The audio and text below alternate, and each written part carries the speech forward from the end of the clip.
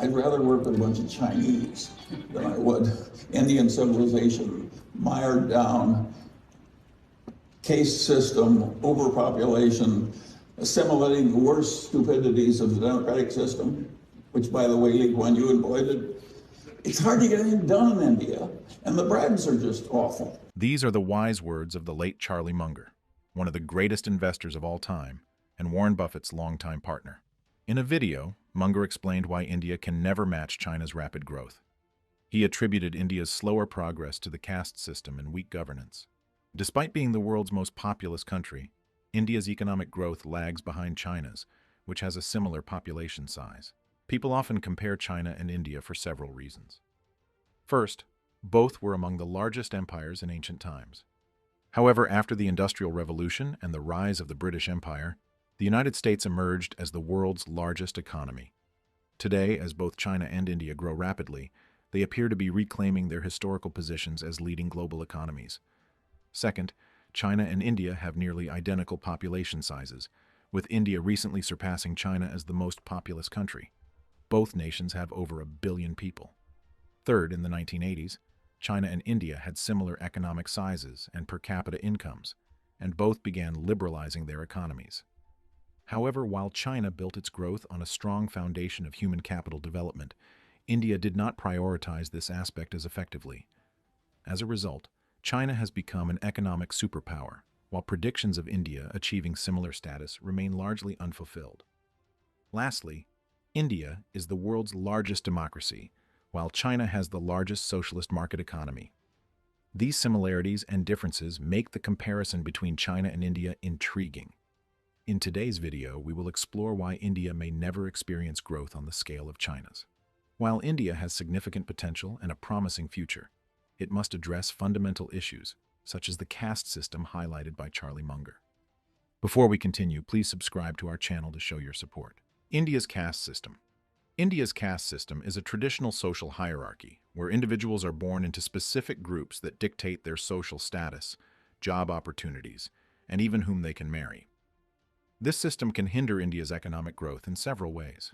For example, people from lower castes often have limited access to quality education and high-paying jobs, which restricts their ability to contribute fully to the economy. During British rule, the caste system, which had previously been more flexible, became more rigid due to the implementation of the census, which classified the population into fixed categories and schedules. Although the political and social influence of the caste system has not entirely vanished, the Indian government has officially outlawed caste discrimination and introduced widespread reforms. Singapore's first prime minister, from 1959 to 1990, and a visionary leader, wrote in his book From Third World to First that India is a nation of unfulfilled greatness, with immense potential that remains largely untapped. He highlighted that, in addition to the caste system, India's diverse religions and cultures also act as obstacles to its progress. According to Lee, there are over 100 different languages spoken in India. For example, people may speak Tamil, Telugu, Punjabi, or Hindi, making it challenging to govern the entire country in a single language. First, no single person can change India because it speaks 320 different languages. Manmohan Singh can speak Hindi. I'm not sure they can speak Punjabi. I think he can. But at any one time, he will have only about 200 million people out of 1.2 billion people understanding him. So that is a structural problem which cannot be overcome. Meanwhile, in China, the vast majority of the population speaks and understands Mandarin. When a leader addresses the nation in Mandarin, the message is clear and accessible to nearly everyone. In contrast, in India, when a leader speaks in one language, a significant portion of the population who don't understand that language may miss the message. This makes governing India far more challenging than governing China. If you compare that with China, 90% speak one language. And when the president of China or the leader in China speaks, 90% understand him. So it's a much easier country to lead than India. India is a divided nation in many ways.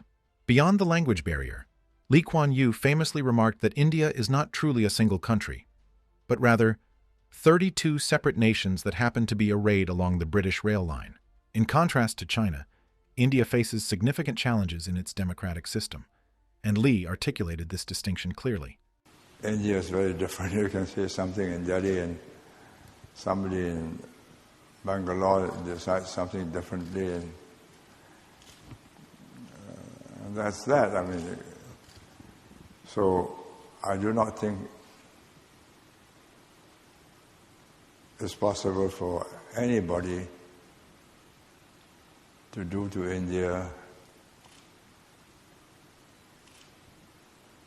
what it takes to bring India together quickly. It's diverse, therefore it has to work at its own speed, its own cultural tempo, and each marches to a different drumbeat. When comparing India to China in terms of governance, China has a far more effective system. This allows China to invest heavily in human capital, infrastructure, and various other critical areas across the country. Human capital and gender equality have been crucial to China's success. While market liberalization significantly boosted both Chinese and Indian growth, China built its development strategy on the strong foundations of human capital and gender equality, areas where India has lagged far behind.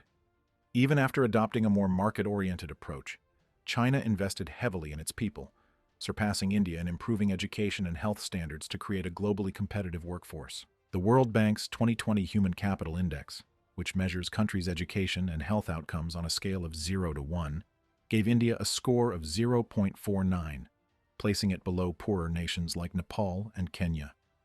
In contrast, China scored 0.65, comparable to much wealthier countries like Chile and Slovakia. Although China's female labor force participation rate has declined from around 80% in 1990 to approximately 62%, India's rate has dropped even more sharply, from 32% to about 25% during the same period. This decline is particularly noticeable in urban areas, where violence against women has deterred many from joining the workforce. Superior human capital and greater gender equality have driven significantly higher total factor productivity growth in China, the most comprehensive measure of resource efficiency. Assuming both economies were equally productive in 1953, China had become over 50% more productive by the late 1980s. Today, China's productivity is nearly double that of India. While 45% of Indian workers remain in the highly unproductive agriculture sector, China has advanced beyond basic labor-intensive manufacturing to become a global leader in markets like electric vehicles. These are some of the key reasons why India cannot outpace China in growth. Do you agree with our analysis? Please share your thoughts in the comments below. If you enjoyed this video, don't forget to hit the like button and subscribe to our channel for more insightful content. Thank you for watching.